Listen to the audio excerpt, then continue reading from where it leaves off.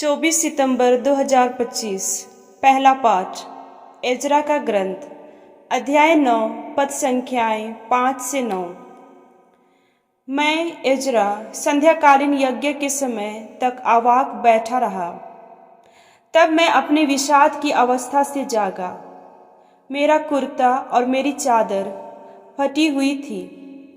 मैं घुटनों के बल गिरकर अपने प्रभु ईश्वर की ओर हाथ फैलाकर इस प्रकार प्रार्थना करने लगा।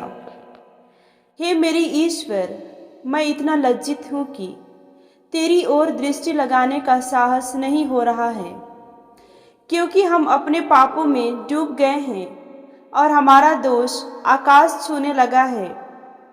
अपने पूर्वजों के समय से आज तक हम भारी अपराध करते आ रहे हैं।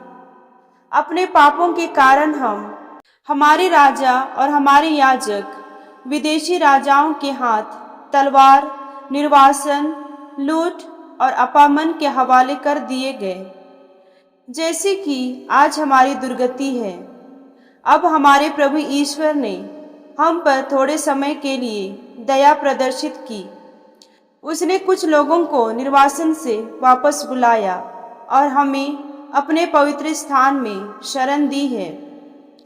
उसने हमारी आंखों को फिर ज्योति प्रदान की और हमें हमारी दास्ता में विश्राम दिया है, क्योंकि हम दास ही हैं, किंतु हमारे ईश्वर ने हमें हमारी दास्ता में नहीं त्यागा और हमें फारस के राजाओं का कृपा पात्र बनाया है। उन्होंने हमें हमारे ईश्वर का मंदिर फिर बनाने और उसका पुनरुद्धार करने की अनुमति दी और यहूदा तथा यरूशलेम में सुरक्षित स्थान दिलाया है। प्रभु की वाणी।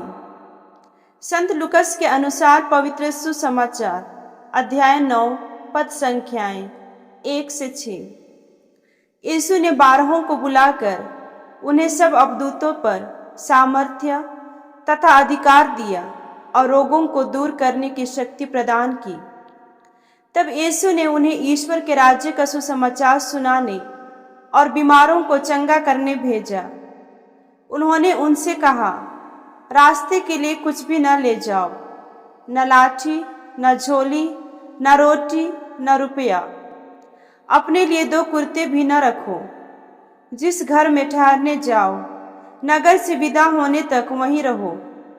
यदि लोग तुम्हारा स्वागत न करें, तो उनके नगर से निकलकर उन्हें चेतावनी देने के लिए अपने पैरों की धूल झाड़ दो। वे चले गए और सुसमाचार सुनाते तथा लोगों को चंगा करते हुए गांव-गांव घूमने लगे। प्रभु का पवित्र सुसमाचार। मनन चिंतन। आज प्रभु यीशु अपने 12 प्रेरितों को मिशन पर भेजते हैं। वे उन्हें सामर्थ्य और अधिकार देते हैं, दुष्ट आत्माओं को निकालने और रोगियों को चंगा करने का। लेकिन इसके साथ ही प्रभु यीशु उन्हें बहुत ही गहरा आदेश देते हैं।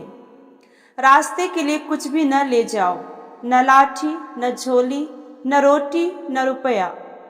अपने लिए 2 कुर्ते भी न रखो। यह शिक्षा हमें शिष्यत्व के बारे में बहुत गहराई से सोचने को आमंत्रित करती है। यीशु अपने प्रेरितों को याद दिलाते हैं कि उनका मिशन धन, योग्यता या मानवीय सुरक्षा पर नहीं, बल्कि ईश्वर पर पूर्ण भरोसे पर आधारित है। ईश्वर का राज्य सांसारिक सामर्थ्य से नहीं, बल्कि विश्वास, सादगी और प्रभु पर पूर्ण निर्भरता से फैलता है। प्रेरितों को प्रचार करने, चंगा करने और साक्षी देने के लिए बुलाया गया, लेकिन साथ ही उनसे ईश्वर पर निर्भर और सादगी से जीने की अपेक्षा की गई। यह हमारे जीवन के लिए भी एक क्रांतिकारी शिक्षा है। अक्सर हम अपनी सुरक्षा, वस्तुओं, संबंधों या अपनी योजनाओं में ढूंढते हैं, लेकिन प्रभु यीशु हमें हल्का होकर चलने के लिए बुलाते हैं, ताकि हमारा हृदय ईश्वर के लिए स्वतंत्र रह सके। संतों ने इस सत्य को गहराई से जिया। असीसी के संत फ्रांसिस ने सब कुछ त्याग दिया और निर्धनता में रहकर सुसमाचार का जीवित साक्ष्य बने।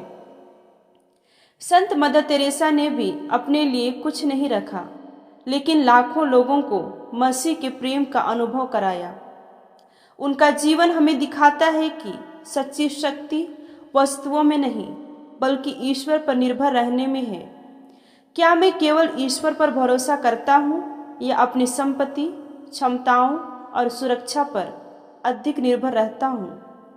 क्या मैं सादगी से जीने के लिए तैयार हूँ ताकि मेरा हृदय ईश्वर के मिशन के लिए अधिक खुला रहे?